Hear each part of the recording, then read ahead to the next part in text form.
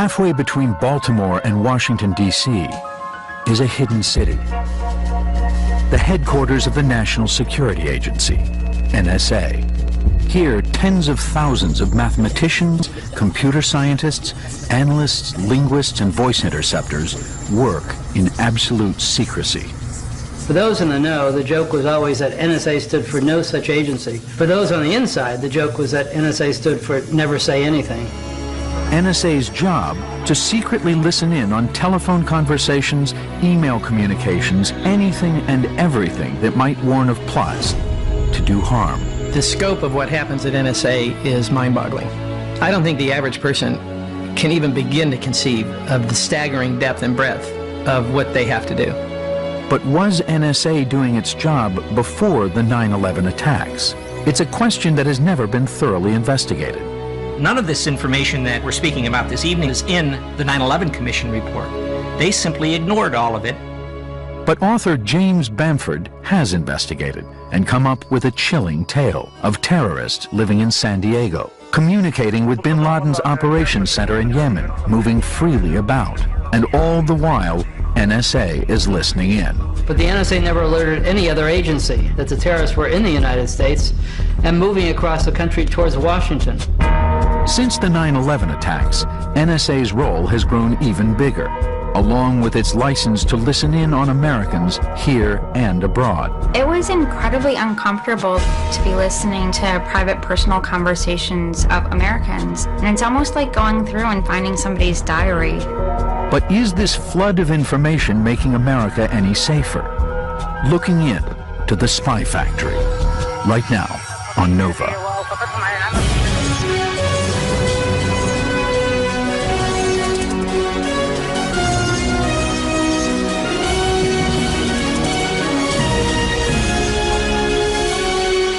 Major funding for Nova is provided by the following. 15 minutes between Braddock Road and 66, and that's St. Barnabas Road. DC 295 split. The other southbound Baltimore-Washington Parkway as you come up on Route 50. On the southbound lane of the Baltimore-Washington Parkway, traffic is stalled as commuters crowd down a special restricted exit that disappears into the thick woods. Beyond, hidden from view and protected by electrified fences and heavily armed guards, is the largest, most secret, and most technologically advanced intelligence agency in the world, the National Security Agency, NSA. Its mission, making and breaking codes, tapping into foreign signals, sifting through the international phone calls, emails, text, and instant messages that blanket the modern world. Every day, more than 20,000 people flood into this secret city. Unlike undercover CIA operatives spying in hostile territory, NSA spies use technology in what is believed to be the largest collection of mathematicians, linguists, and computer scientists on the planet. Author James Bamford has written about NSA for the past 25 years. For those in the know, the joke was always that NSA stood for no such agency. For those on the inside, the joke was that NSA stood for never say anything. During the Cold War, NSA circled nearly the entire Soviet Union with listening posts to intercept military and diplomatic communications.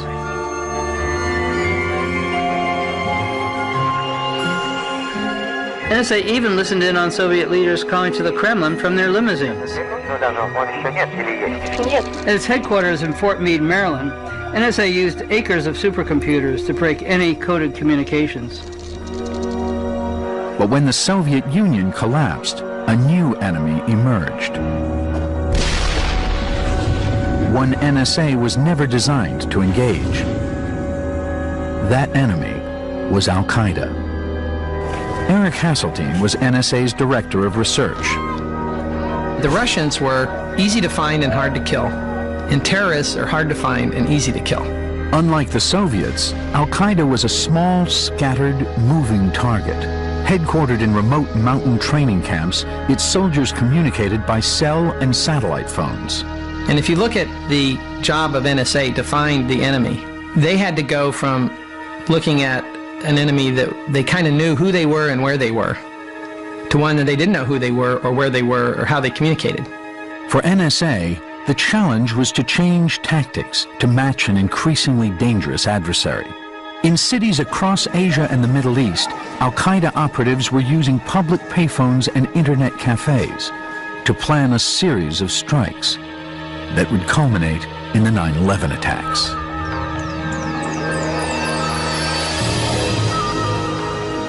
At that point, it was a race. It was a race between how much could we rebuild and have the type of capabilities that you need against an individual or a small group of individuals who operate around the world and pay little attention to borders. Can you do that, and can you rebuild the intelligence community in time? Those questions still resonate today. Was the National Security Agency, the organization responsible for intercepting foreign calls and messages, listening in on Al-Qaeda prior to 9/11? What role did the NSA play? And are we any safer today?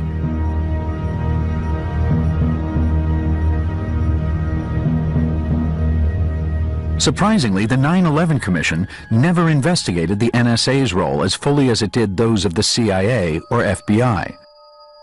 But by carefully piecing together a variety of unclassified public records, the story of NSA and its role in the war on terror emerges. In my research, I used thousands of documents available in the public record. They included intelligence agency memos, transcripts of terrorist trials, and a secret FBI chronology of the 9/11 terrorist movements obtained under the Freedom of Information Act. One fact is clear from these sources: they were monitoring the Al-Qaeda leader long before 9/11.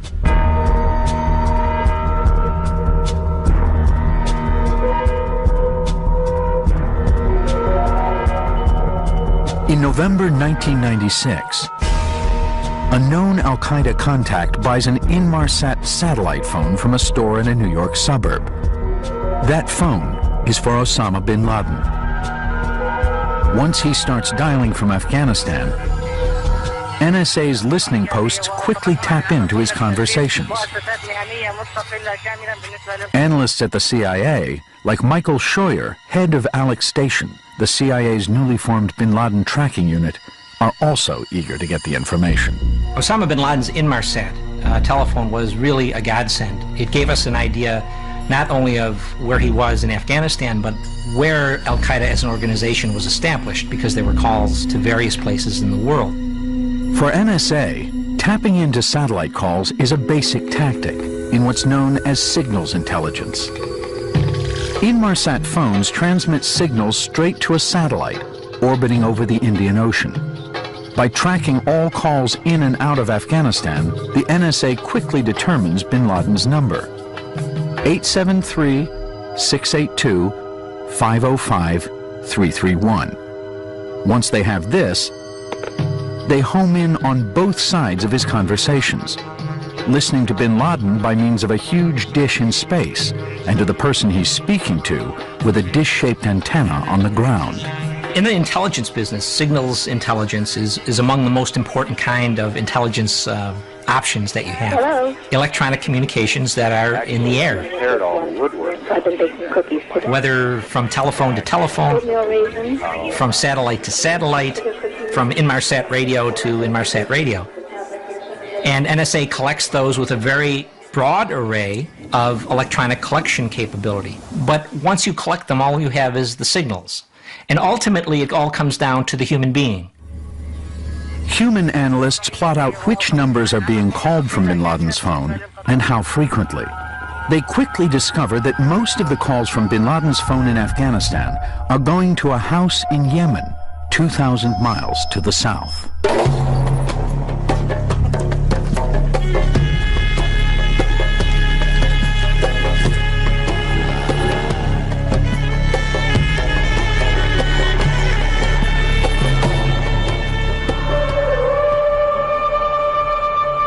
Yemen is central to understanding how Al-Qaeda operates. It's where Osama bin Laden's father was born and raised.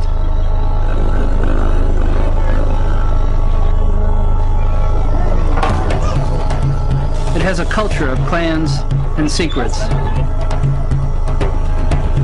It didn't surprise me that bin Laden chose its capital city, Sana'a, for his logistics and communications headquarters. What was surprising was that I found it tucked away in one of the city's poorest neighborhoods. The headquarters was hidden in a small, undistinguished house. The CIA said was the home of one of bin Laden's closest associates. Bin Laden's phone calls aren't encrypted, so there is no code for NSA's supercomputers to break. Instead, NSA voice interceptors and linguists painstakingly translate, transcribe, and write summaries of the calls. The summaries are shared with the CIA, but its analysts at Alex Station want more. They believe that only by carefully studying each word will it be possible to understand bin Laden's intentions. Over time, if you read enough of these conversations, you first get clued into the fact that maybe a bottle of milk doesn't mean bottle of milk. And if you follow it long enough, you develop a sense of what they're really talking about. But it's not possible to do unless you have the verbatim transcript. We went to Fort Meade to ask the NSA's Deputy Director of Operations for the transcripts, and she said, "We are not going to share that with you." And that was the end. NSA declined Nova's repeated requests for interviews, but its policy since its founding has been to never share raw data, even with other intelligence agencies. Scheuer is so determined to get it, he persuades the CIA to build its own ground station. But without a satellite, he can only get half of the conversations. We would collect it, translate it, send it to NSA and ask for them for the other half of it so we could better understand it. But we never got it. A terrorist attack on Americans half a world away. August 7th, 1998. Al-Qaeda strikes 2 U.S. embassies in East Africa. The principal suspect is Osama bin Laden. Both NSA and CIA are monitoring the Al-Qaeda network, but neither gives any warning of the 2 precisely timed attacks. Truth of the matter is, though, we had various reports from human intelligence sources within East Africa that there was an Al-Qaeda operation brewing somewhere on the east coast of Africa. We could never really pin it down. The embassy attacks are technically on American soil, so the FBI is called in and finds out about the house in Yemen. I first learned about the communication center in Yemen when I got to Nairobi after the embassy bombing there. That house was a focal point for operatives in the field to call in. That number would then contact bin Laden to pass along information and receive instruction back. With only a handful of ways to pin down bin Laden's location, reconnaissance satellites, spies on the ground, and signals intelligence, NSA's expertise is becoming increasingly important. If you've only got very few people who are hiding out in a cave somewhere, you're looking for a very small target and very few targets, as opposed to a big army division or a big missile complex. So imagery intelligence was of relatively less value. Human intelligence in an environment where a terrorist network is all relatives, blood relatives, it becomes tougher to get information in that kind of network. I think one interpretation was that NSA understood that they were becoming more important in the grand scheme of things in the war on terror. An American ship is attacked in Yemen. October 12th, 2000, Al-Qaeda strikes again. This time it's an attack on the USS Cole, moored off the coast of Yemen. Yemen's Port Authority had been penetrated. Immediately suspect Osama bin Laden. Once again, the U.S. intelligence community fails to give a timely warning of the attack. Frank Blanco, NSA's executive director at the time, says NSA was still confronting terrorist tactics with Cold War technology. You've got targets that are very mobile. They use a variety of communications, which are cell phones, laptops. NSA had to begin to think about what is the real technology that is necessary and how much is it going to cost and where do we get the money? Money is a pressing issue. After the Cold War, Congress had reduced NSA's budget by 1/3.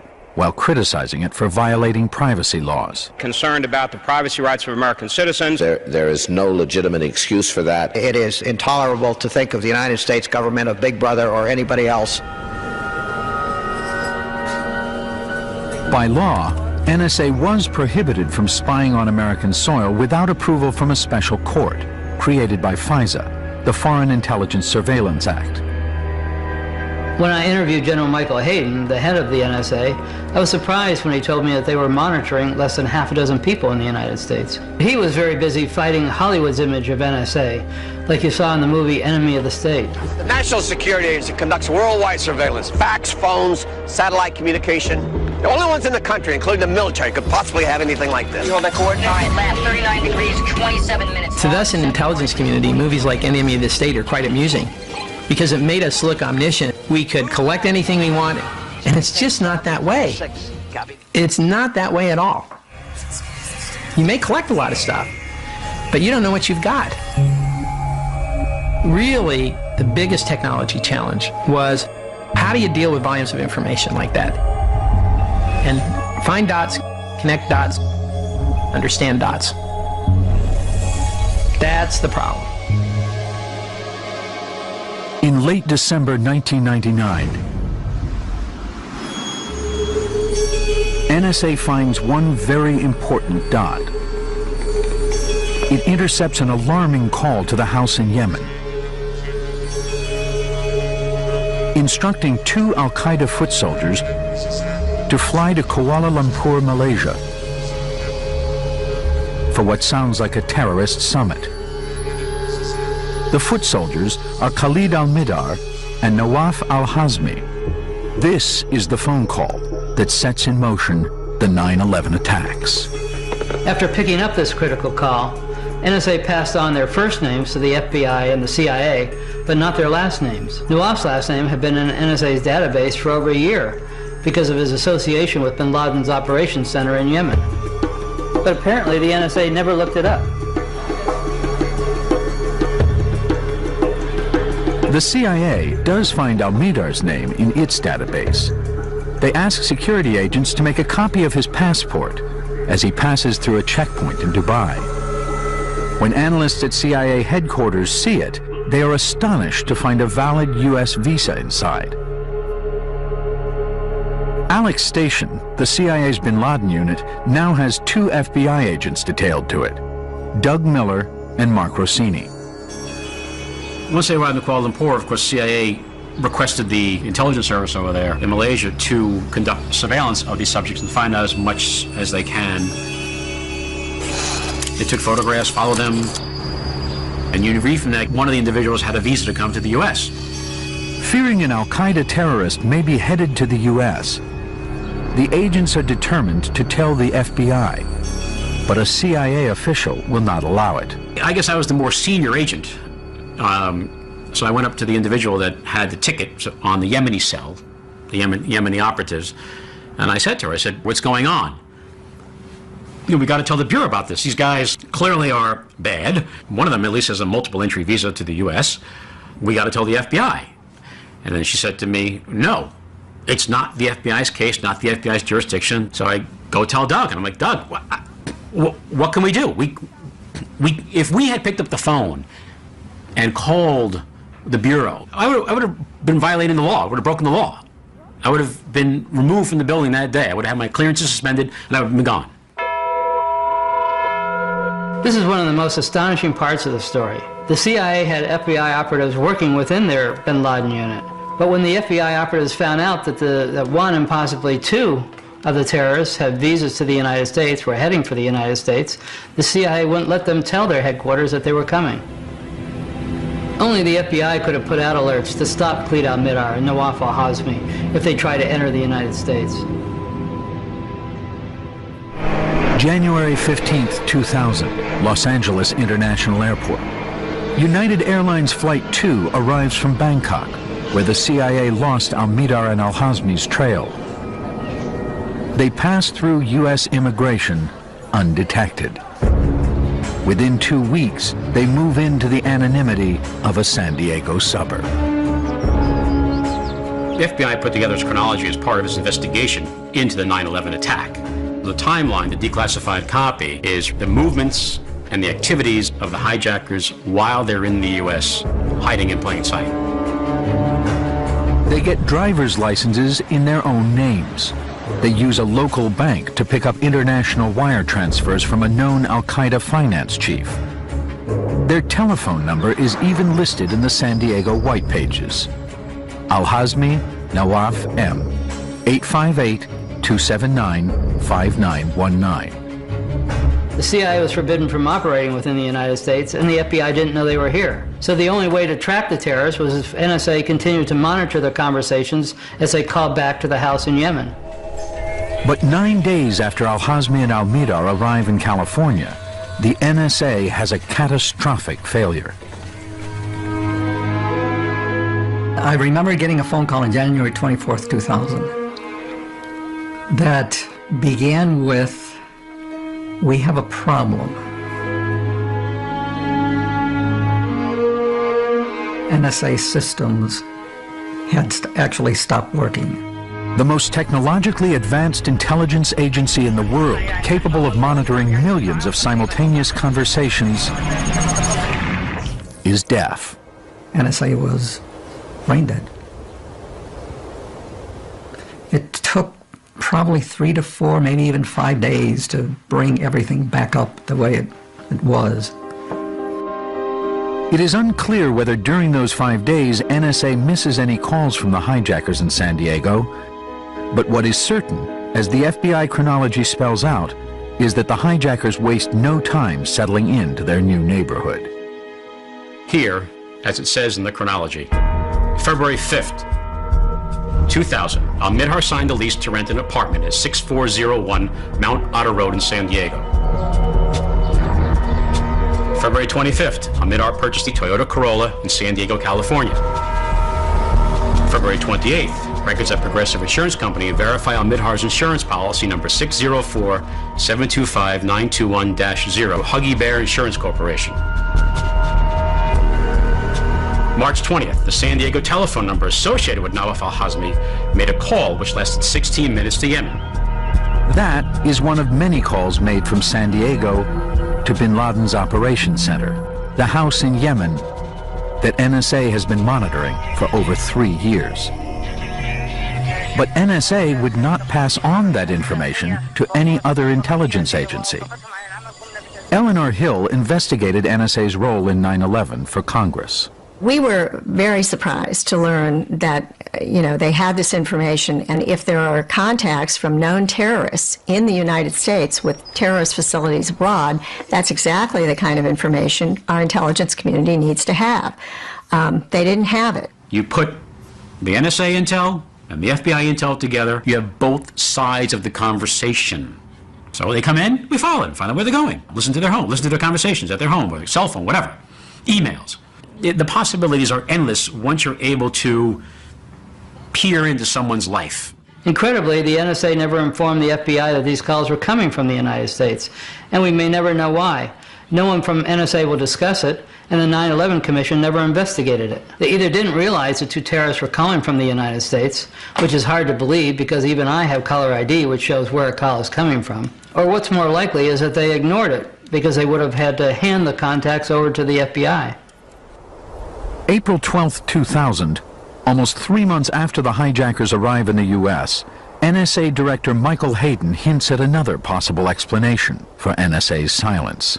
Already warned by Congress to respect Americans' privacy rights, Hayden responds to the House Intelligence Committee with extreme caution. Let me put a fine point on this.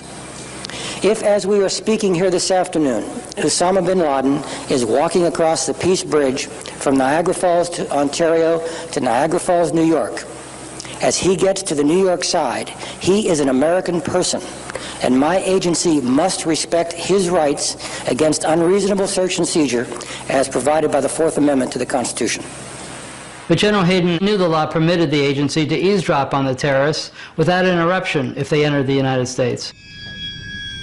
You could link back who they were, their connection to bin Laden, connection to the Yemeni house, etc. You could have gone to any court, and any judge in the FISA court and say, we want a FISA on that resident of San Diego. It would have been easy. and we would have surveilled them. And we would have learned more information. People who are going to watch this, they're going to say, oh, it's hindsight 2020. But no, I'm not talking hindsight 2020. I'm talking basic logical investigation. Again, the FBI chronology, compiled after the 9/11 attacks, describes precisely how Al-Midar and Al-Hazmi begin training for their 9/11 operation. April 4th, 2000, Nawaf Al-Hazmi received 1 hour of introductory flight instruction from the National Air College located at 3760 Glenn Curtis Road, San Diego.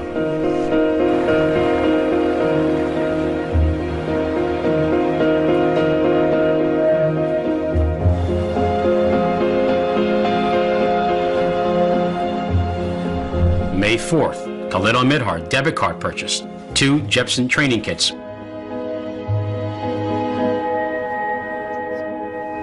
June 10, 2000, Al-Midhar departs the U.S. via Lufthansa Flight 457 from Los Angeles, California to Frankfurt, Germany. Khalid Al-Midhar is heading home to see a newborn son. For the next 13 months, he will live with his wife and baby in the house in Yemen. The house NSA is monitoring. He will even apply for a new U.S. visa, and incredibly, he will get it. December 8th, 2000. Hani Hanjour, another 9/11 hijacker, touches down in San Diego. 3 days later, he joins Nawaf Al-Hazmi on a road trip to New Jersey, where the rest of the hijackers are assembling. Once more, the FBI chronology compiled after the attacks documents their 5-month trip. March 1st, 2001, Hanjour has 8 hours of simulator training at Jet Tech. April 1st, Nawaf Al-Hazmi received a speeding ticket and received a summons for failure to wear his seatbelt. May 1st, Al-Hazmi filed a police report with the Fairfax County, Virginia Police Department alleging he was mugged by an unknown black man. June 21st, 2001, a reporter from the Middle East Broadcasting Corporation interviews bin Laden's lieutenants in Afghanistan. They hint that a major attack may soon take place. U.S. forces in the Mideast are put on the highest alert. After the interview is released, NSA's traffic analysis detects a huge spike of threatening communications. There was a great anticipation that there was going to be an attack on U.S. interests by al-Qaeda. Most people believed it was going to be overseas. And so, tragically, their focus was on their job, which was with looking overseas, and not so much on what was happening in the U.S., which they viewed as the FBI's job. As the chronology goes on, July 4th, 2001, Al-Midhar entered U.S. on Saudi Arabian Flight 53 via JFK in New York City using a B-1 business visa and listing his intended address as the Marriott Hotel, New York City. That was the Marriott Hotel at the World Trade Center. To make final preparations for their attack, Al-Hazmi, Al-Midar, and Hanjour drive south on the New Jersey Turnpike. They avoid staying in large cities. They avoid hotel chains with computerized registration. Instead, the crew drives into the Maryland town of Laurel and checks into the low-budget Valencia motel. By now, they have their final assignment, targeting the Pentagon. Throughout their whole journey, whether they were in San Diego, or they were in New Jersey, or they were in Laurel, Maryland, they were communicating back and forth to the bin Laden Ops Center in Yemen. NSA was listening in on the Ops Center, recording the conversations and then transcribing them. But the NSA never alerted any other agency that the terrorists were in the United States and moving across the country towards Washington.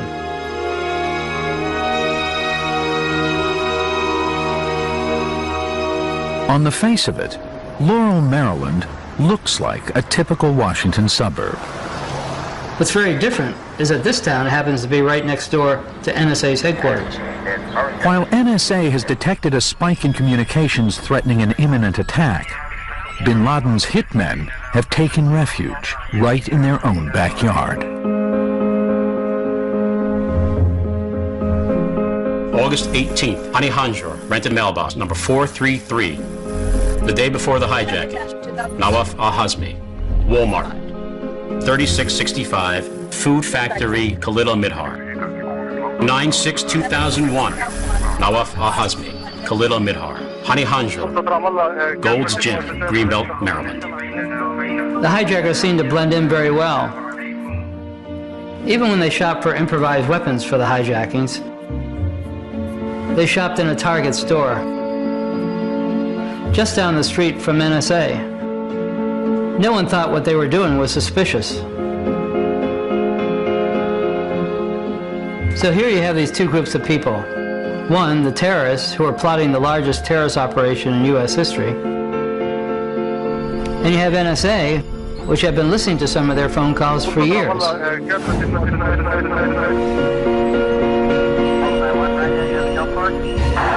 And now they're living side by side, neither of them knowing that the other is there.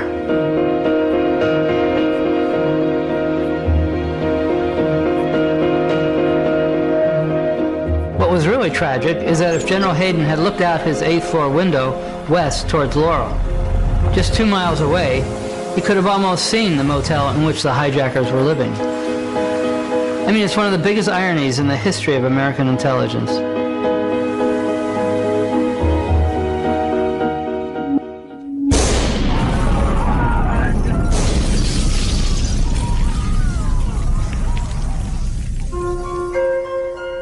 On the day of the 9/11 attacks, most of NSA's employees are ordered to leave their headquarters. Afraid that NSA might be another target, some of the few who remain move from their upstairs offices to lower floors. Others tack up black curtains to block their windows. They seem to have no idea what their own agency and the CIA both knew, but had said nothing about.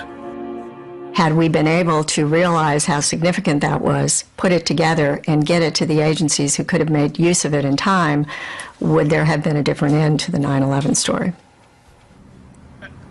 I can't come up with a rational reason why I didn't break the rules and pick up the phone and tell that the hijackers or really bad guys are in the U.S. And I don't know if I'll ever be able to come to terms with that. I don't know. I really don't know.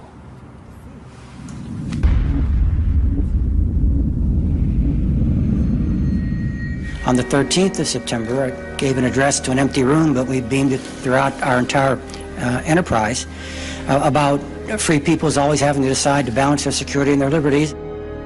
And then I told the workforce, there are going to be a lot of pressures to push that banner down towards security. And our job at NSA was to keep America free by making Americans feel safe again. Those pressures aren't long in coming. When Hayden is asked by Vice President Cheney what more NSA can do, he answers not much, without breaking FISA laws, the laws that force NSA to obtain a warrant to listen in on Americans. 3 weeks after the attacks, President Bush bypasses those laws by secretly issuing an executive order. NSA will no longer have to worry about obtaining warrants to eavesdrop inside America. If 9/11 was a wake-up call, the response is a license to listen to almost anything and everything. And part of that wake-up call, certainly right after 9/11, included the fact that you needed to take some strict measures. You needed to take some action that would allow you to not let that happen again.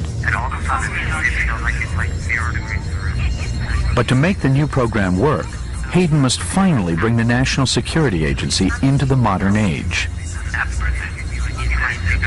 The backbone of global communications had moved from easily intercepted satellite signals in space to fiber optic cables buried under the ocean. To understand the challenge NSA faces, NOVA follows one email message as it circles the globe. In Malaysia's capital city of Kuala Lumpur, James Bamford is researching Al-Qaeda's communications network.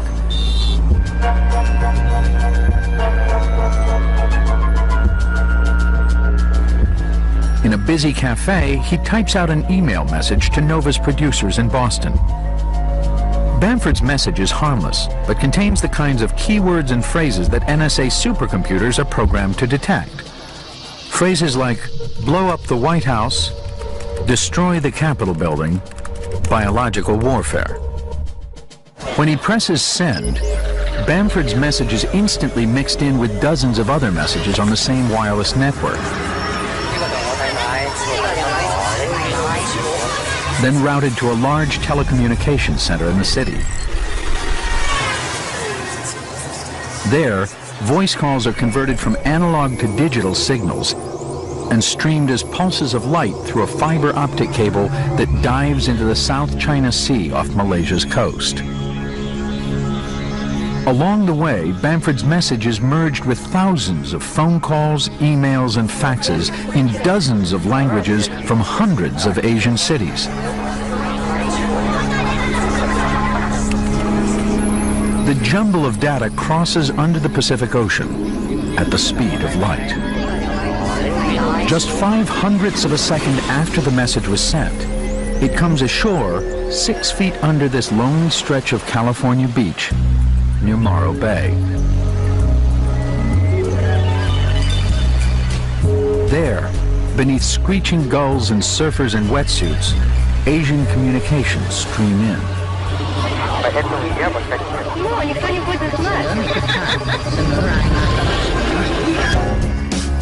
A few miles inland, the message passes through a small, nondescript building near San Luis Obispo. If you want to tap into international communications, it seems like the perfect place is San Luis Obispo. That's where 80% of all communications from Asia enter the United States. But under NSA's new orders, they don't tap in here. Instead, the cables run straight from San Luis Obispo to a building in San Francisco. The building at 611 Folsom Street is AT&T's regional switching center. All the international traffic snakes up to the 7th floor, and it is here that a crucial change takes place. The 7th floor is also where AT&T's domestic traffic is routed. A cacophony of millions of conversations. Cries and laughter, hopes and dreams, emails, faxes, bank statements, hotel reservations, love poems, and death notices. All sent by people from inside the United States. The only thing they have in common is a reasonable expectation of privacy. In 2003, an AT&T engineer notices that the cables on the 7th floor have been rerouted, and a mirror image of all the traffic, both domestic and international, is now being sent to a secret room 1 floor below. It was obvious that this was some kind of NSA installation. I figured out that what they were doing was a blind, wholesale copying of the entire internet data flow. And this meant randomly scooping up huge amounts of purely domestic data as well as international data. When I hear the word wiretap, I've always imagined some person in a trench coat and a black hat and sunglasses skulking around after dark, secretly tapping into a wire and hoping that no one notices. But what they've done in that facility is, by full light of day, they've cut the fiber optic cables and then reconnected them in a splitter. What they have built is a facility that is capable of monitoring absolutely all data communication through it. Brian Reed, a communications expert, has examined AT&T's internal documents that Klein provided. They show that the secret room contains electronic equipment specifically designed for signals intelligence. Equipment programmed to sift through millions of messages, searching for keywords like the ones Bamford sent from Kuala Lumpur. The most curious piece of equipment in that room is a completely flexible monitoring system that can be told on a moment's notice, please monitor all conversation that contains the word hummingbird. Please monitor all conversation that goes to Mobile, Alabama. Please monitor all conversations that contain both the word hummingbird and go to Mobile, Alabama. NSA has turned its giant ear to listen in on America. Based on everything I know, I believe that there are between 15 and 30 of these secret rooms around the U.S. The post-9/11 rules authorized NSA to listen in to Americans both inside and outside the U.S. without any special court approval. After 9/11, we were essentially put in charge of a new system which intercepted satellite phone communications in Iraq and Afghanistan and surrounding areas. Calls and data from the Middle East and North Africa are collected and relayed to a listening post tucked in the hills outside Augusta, Georgia. As a voice interceptor, Adrian Kinney listened to some of those calls. Assigned by the Army to NSA, she was called back to active duty after 9/11. For a voice interceptor, the computer system would essentially pop up, and it would be very similar, I would say, to iTunes, where you could just go through and click on various conversations, and it would have the phone number, the time up, time down. Here's the number. We had a little barbecue.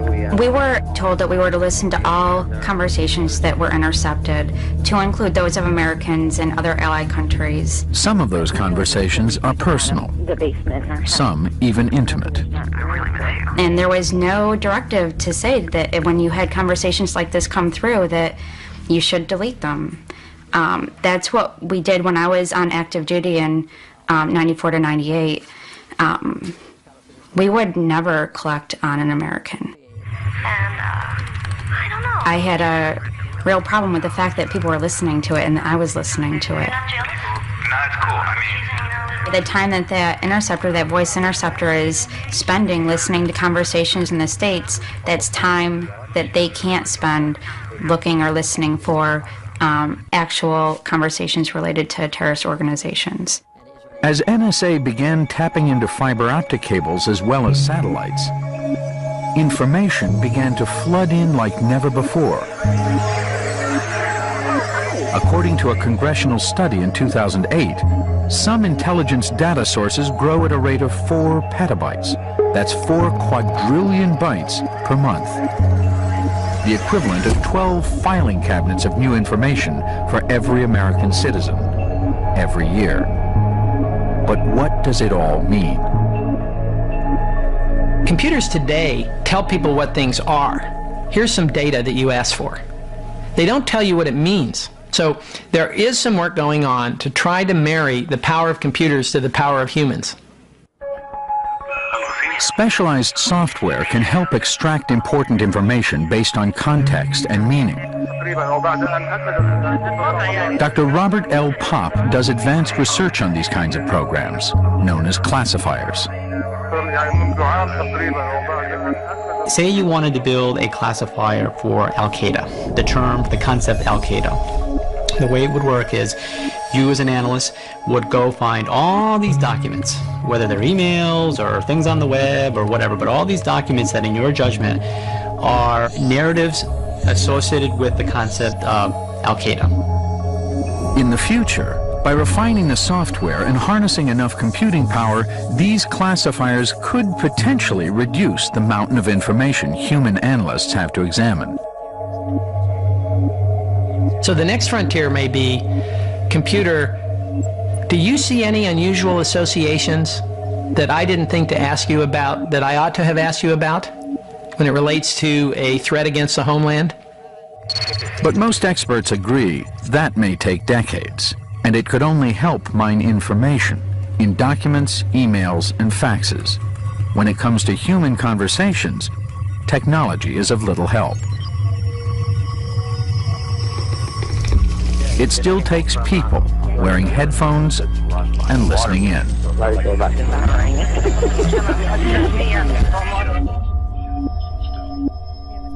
I decided a couple weeks after 9/11 to enlist and go to Arabic, and I hoped to go hunt Osama at that time. David Murphy Falk was one of the thousands of new linguists trained to work in the trenches of NSA's signals intelligence operations. NSA spends literally billions of dollars to obtain signals, to process them, move them from place to place without people knowing, to get them to an end user, a translator, who can make some sense of them and write up a transcription. What I found was a large number of translators simply not meeting minimal requirements in language skills, basically running some very expensive, very complicated equipment without the kind of knowledge or context that they would need to do that properly. Before 9/11, the budget for U.S. intelligence was $26.7 billion. By 2008, that budget nearly doubled. NSA's portion is secret, but believed to be over a third. More than the Departments of Treasury, Interior, or Labor. Its ranks have swelled to over 35,000. Given all the additional money spent now on rebuilding the intelligence community and its capabilities, are we really safer as a nation?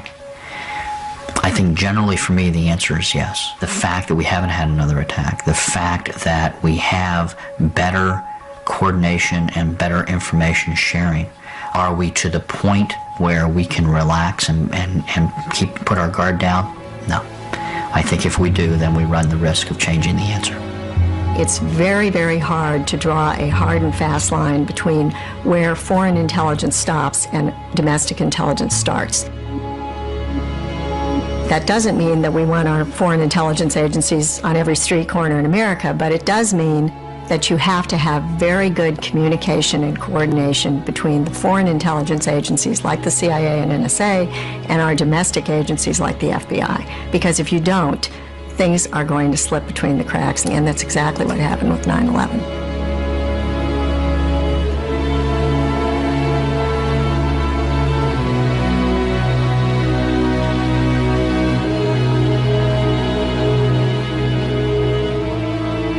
The problem with reporting on a story like this is that you're really searching in the dark. There's no way to sit on the outside and really know what's going on the inside. And without an official inquiry, some questions can't be answered. Why did the NSA fail to act or pass on information that could have warned of 9/11?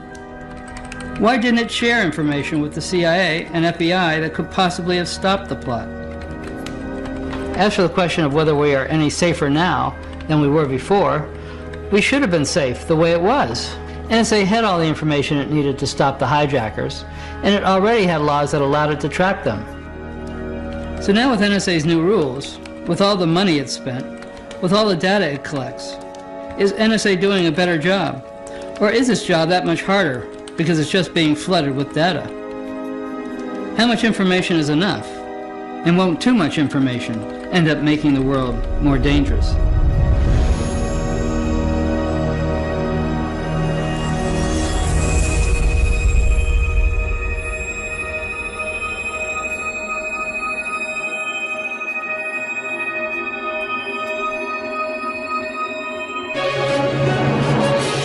Nova's Spy Factory website, dig deeper into this topic with original content, including interactives, interviews, and more. Find it on pbs.org.